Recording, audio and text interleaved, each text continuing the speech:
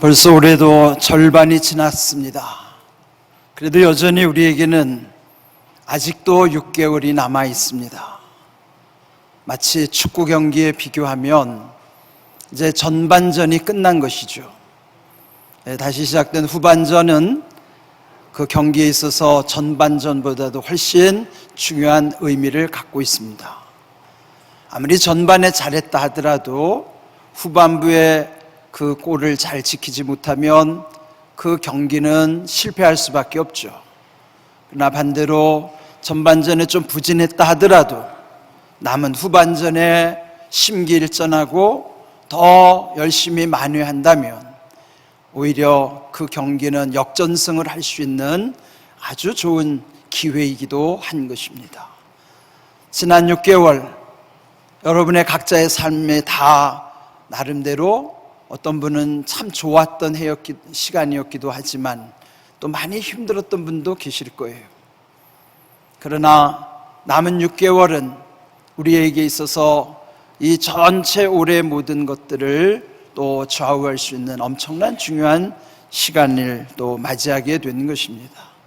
그래서 이제 이렇게 오늘 맥주 감사절을 기점으로 또 더군다나 주님의 성찬 가운데 우리가 다시 힘을 얻고 회복해 하시며 그래서 다시 우리의 올해 후반전 우리 인생 남은 시간 동안에 또 주님과 동행하면서 우리의 삶이 더 복되고 더 하나님이 함께 하시는 놀라운 은혜가 임하는 우리 올해 후반전 되실 수 있기를 먼저 주님의 이름으로 축복합니다. 아멘.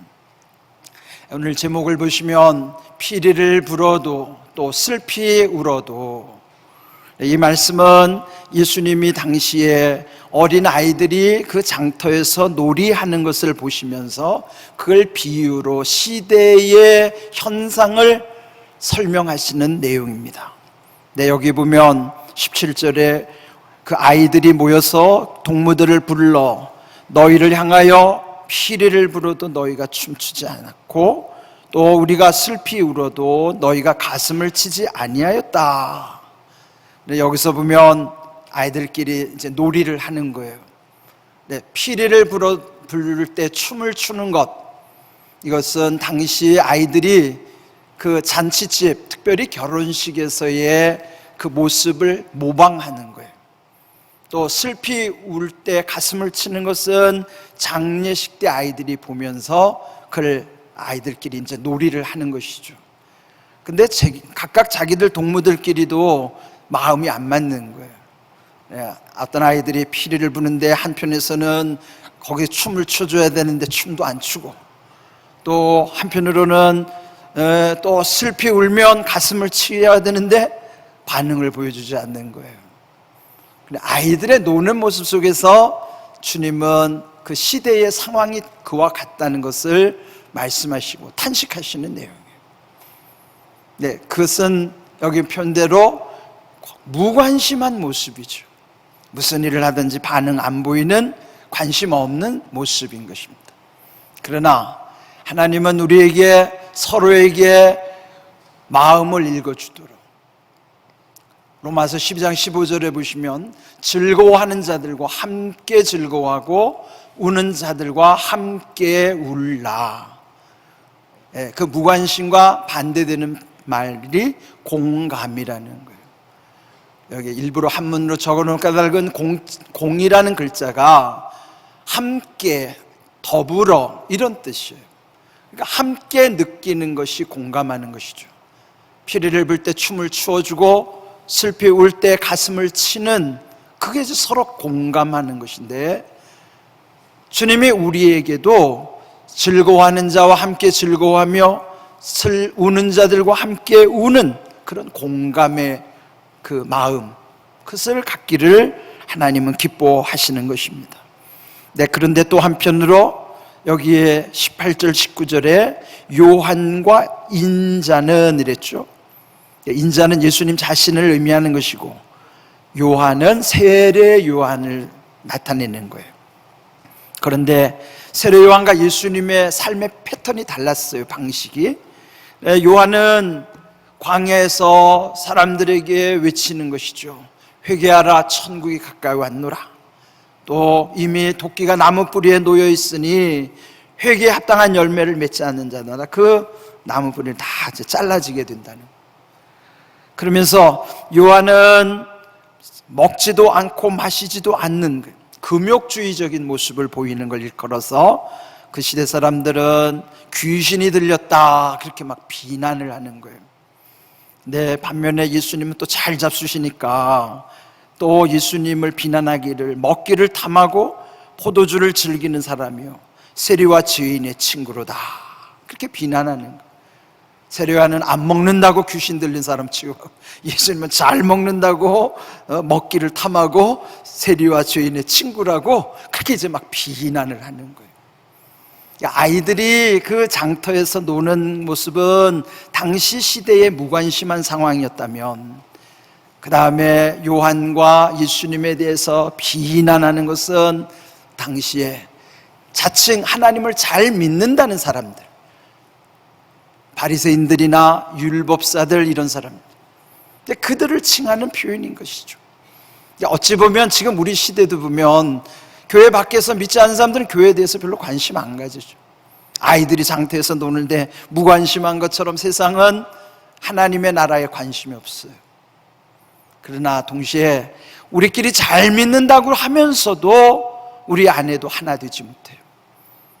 마치 세례요한과 예수님을 비난하는 것처럼 우리도 다 열심히 믿는 것 같은데 자기와 뜻이 안 맞다고 서로 비난하는 모습이 우리 속에도 있는 것이죠.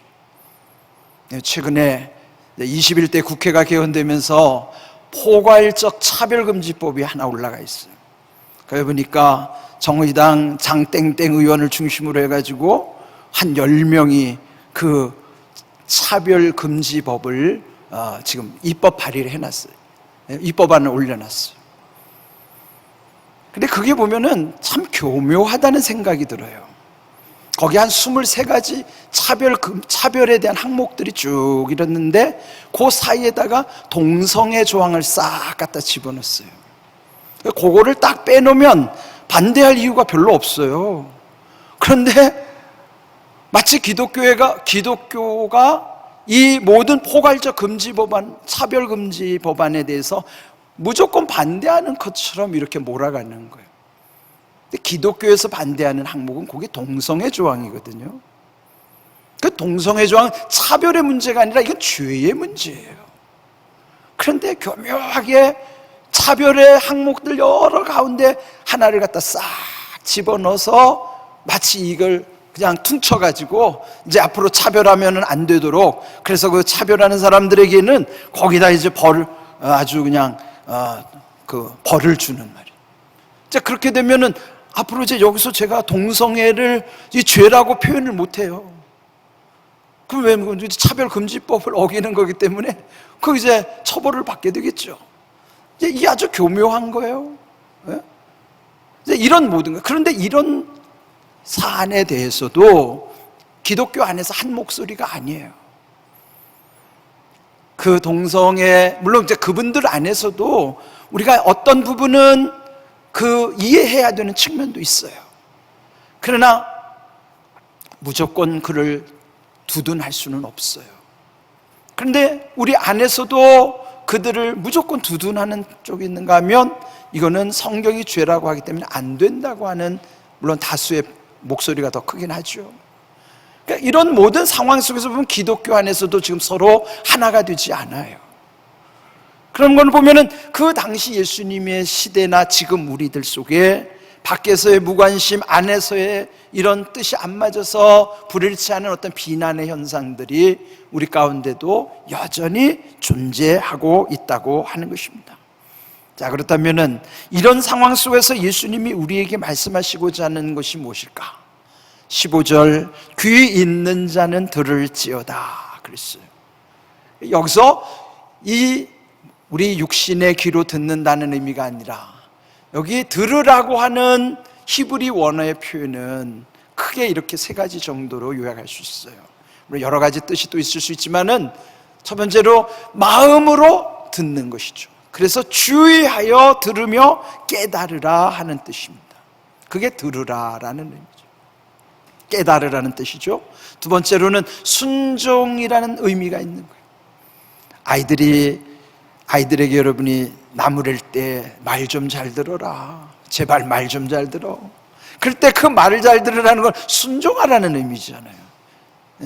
귀로 못 들어서가 아니라 순종의 의미로서의 들으라는 의미예요. 그런데 그보다 더 중요한 것은 듣는 마음이라는 의미 속에는 지혜라는 뜻이 포함이 되어 있습니다. 열왕기상 3장에 여러분 잘 아시는 솔로몬 왕이 일천번제를 하나님께 드린 다음에 꿈에 나타나셔서 솔로몬의 소원에 응답하시는 내용이 나와요. 그때 솔로몬이 하나님께 구한 것은 듣는 마음을 종에게 주사 주의 백성을 재판하여 선악을 분별하게 하옵소서. 그 솔로몬은 듣는 마음을 구했는데 하나님은 기뻐하시면서 네가 지혜를 구하니, 그 듣는 마음이 곧 지혜예요. 그러니까 하나님이 기뻐하시면서 그가 원하는 듣는 마음, 즉 지혜를 부어주실 뿐만 아니라 구하지 않았던 장수의 복, 또 재물의 복, 명예의 복도 그걸 하나님이 다 주시는 거예요. 여기서 여러분 중요한 것은 하나님이 기뻐하시는 것을 구할 때에 하나님이 그것을 우리가 구하지 않는 것도 더해 주시는 그 원리를 알아야 되겠죠. 그러면 우리도 솔로몬처럼 지혜를 먼저 사모하는 거예요. 듣는 마음 속에 순종의 의미도 있죠. 이런 먼저 하나님께 지혜를 구할 때에 여러분이 구하지 않는 것도 하나님은 들으시고요, 또 응답을 해 주시는 것입니다. 뿐만 아니라 이 듣는다는 표현은요, 계시록에도 보면은 많이 강조되는 내용이에요.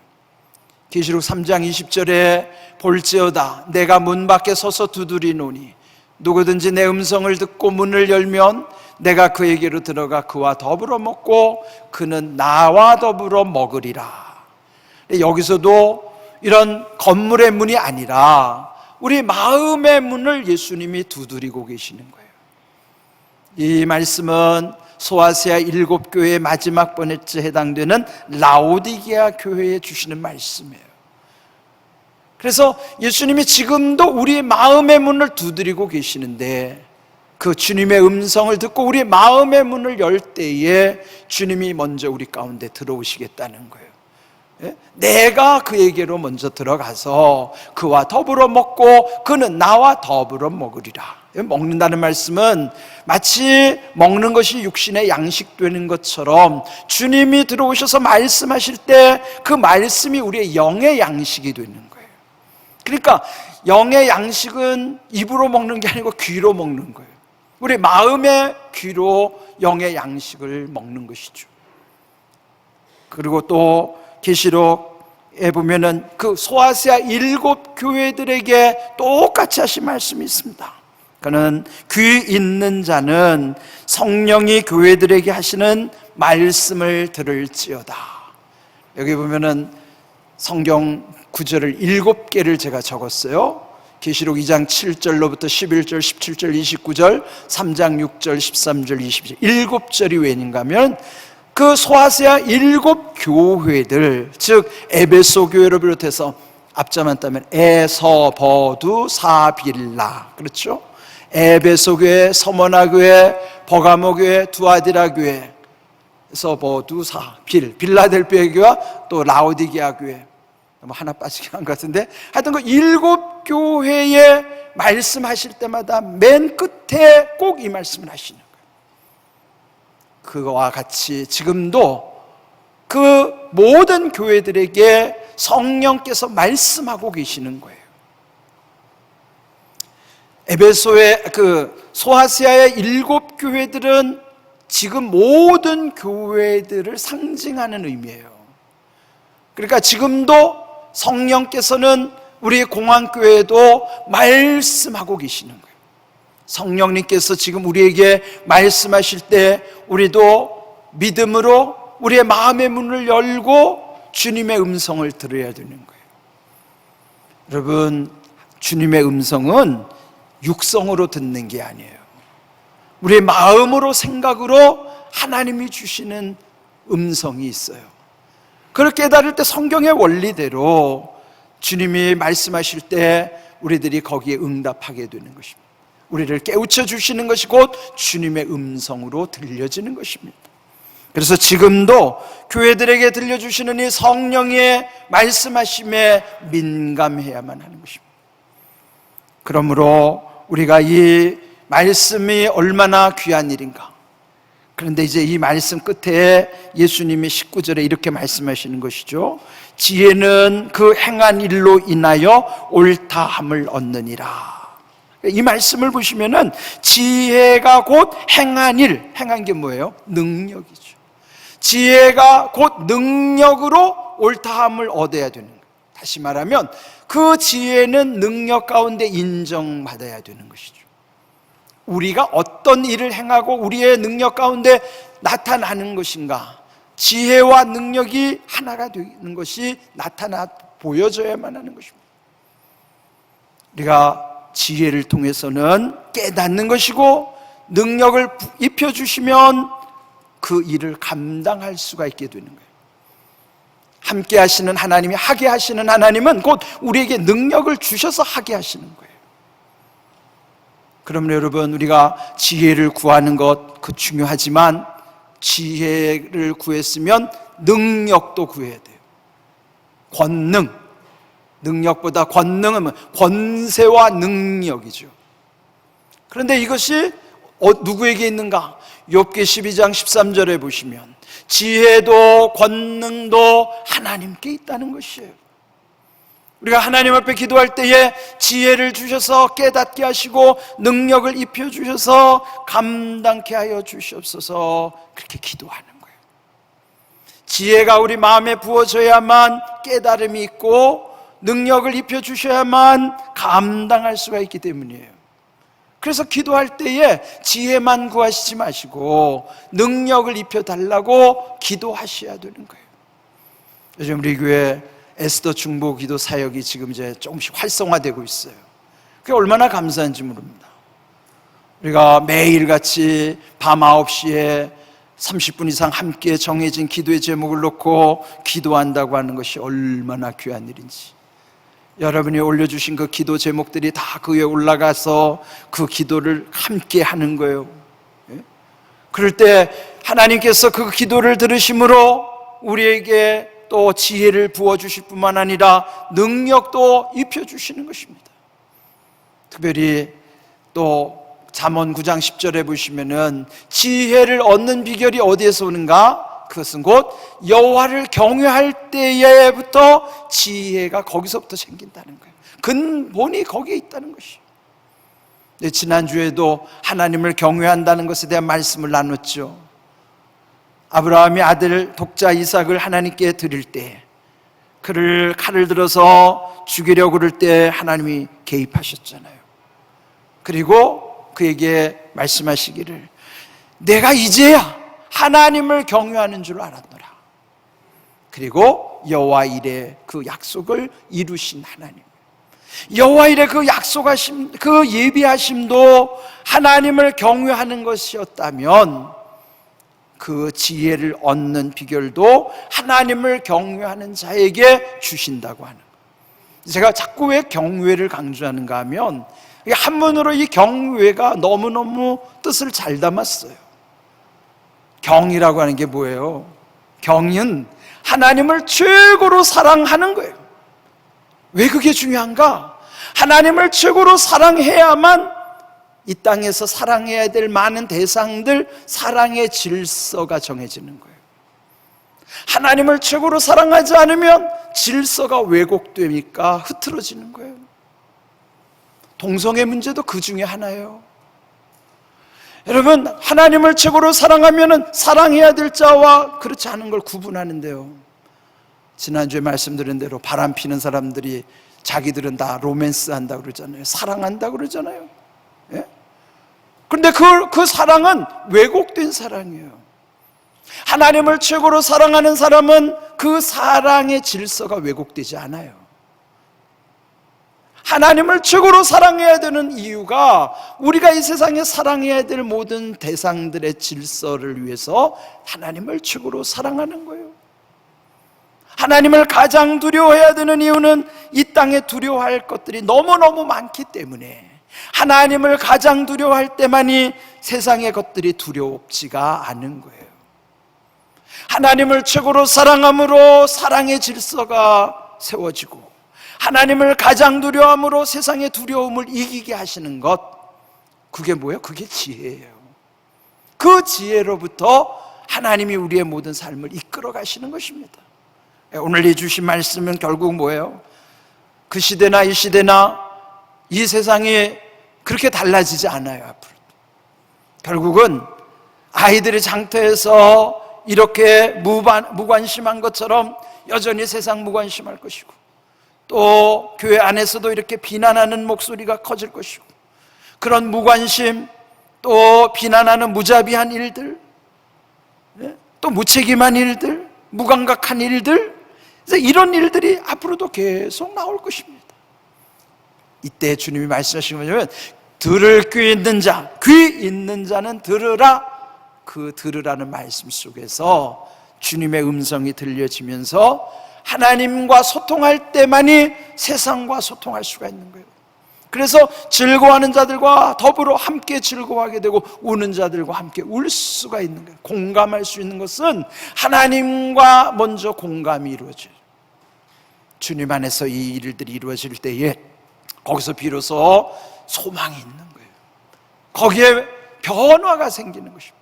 그는 우리가 변화되는, 우리 스스로의 변화가 아니라 하나님의 은혜 가운데서 자연스럽게 변화가 되는 것입니다. 그래서 오늘 주신 말씀을 또 강조하자면 하나님을 경외하는 거예요.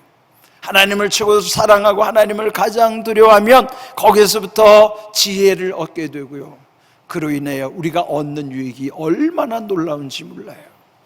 오늘 이 주신 주님의 말씀, 결국은 지혜와 능력 가운데 그것이 옳게 인정을 받아야 하는 것처럼, 우리가 오늘 기도할 때에도 여러분의 삶 속에서 늘 주님이 함께 하심을 믿으면서 또한 늘 구하는 것이 지혜와 권능을 구하셔야 됩니다. 지혜를 부어주셔서 깨닫게 하시고 능력을 입혀주셔서 감당하게 하옵소서. 이게 기도의 제목이에요. 우리 한번 좀 따라해 볼까요? 지혜를 부어주셔서 깨닫게 하시고 능력을 입혀주셔서 감당케 하여 주시옵소서. 그렇습니다. 지혜를 주셔야만 우리는 옳고 그름을 분별할 수 있고 그 가운데 하나님의 지혜로 우리의 삶이 온전해지는 거예요. 근데 그것만으로 부족하니까 하나님이 성령의 능력을 입혀주셔야만 그 일을 온전히 감당할 수 있을 때 이 두 개를 합쳐서 뭐라고 그래요? 온전하다, 그렇게 말하는 거예요. 지혜와 권능으로 하나님 성령께서 우리 가운데 함께 하실 때에 마침내 우리의 삶이 온전해져 가는 거예요. 네, 오늘 우리 이제 7월 첫 번째 주일, 다시 말하면 후반부의 첫 주일을 맞이한 거예요. 후반전의 첫 주일을 맞이한 거예요. 오늘 이렇게 성찬 가운데 주님의 몸과 주님의 보혈을 우리 마음에 다시 새기는 시간이었죠. 얼마나 의미 있는 날인지 몰라요. 여러분에게 남은 6개월이 오늘 주신 말씀대로 하나님의 지혜와 능력 가운데 더욱 온전한 은혜가 임할 수 있도록, 또 그렇게 놀라운 하나님의 인도하신 가운데 아름답게 세워지는 삶이 되기를 주님의 이름으로 축복합니다.